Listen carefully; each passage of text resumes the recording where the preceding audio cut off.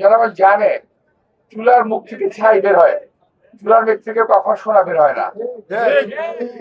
জামাত ইসলামের একটা গ্রুপ, জামাত ইসলামের জুনিয়র টিম, তারা বিএনপি বিরুদ্ধে অসভ্য নোংরা ভাষায় কথাবার্তা বলছে।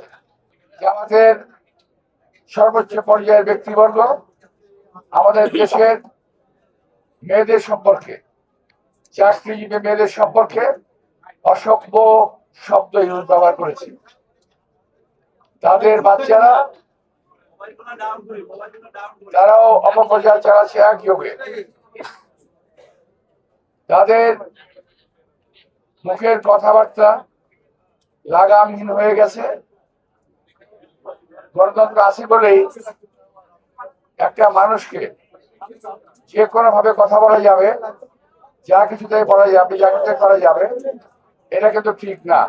আমার এই ছেলে পেলেরা যা শুরু করেছে, তার লাভ দিয়ে হঠাৎ পরিণত হয়ে গেছে।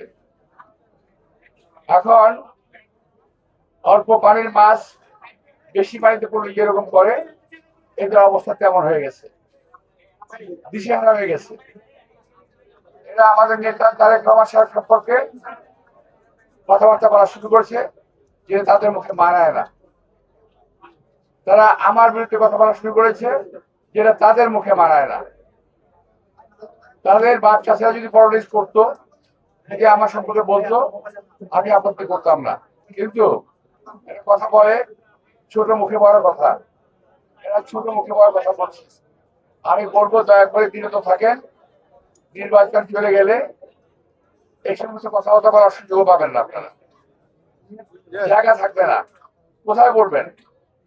আর একটা কথা বলি, জনগণ বুঝে ফেলেছে, জনগণ জানে চুলার মুখ থেকে ছাই বের হয়, চুলার মুখ থেকে কখন সোনা বের হয় না।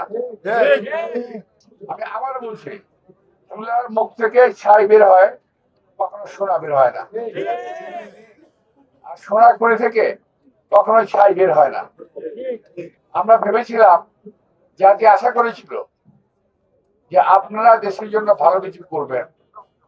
আমরা মুক্তিযুদ্ধের পরে কখনো বলি নাই যে আমরা মন্ত্রী হয়ে যাব।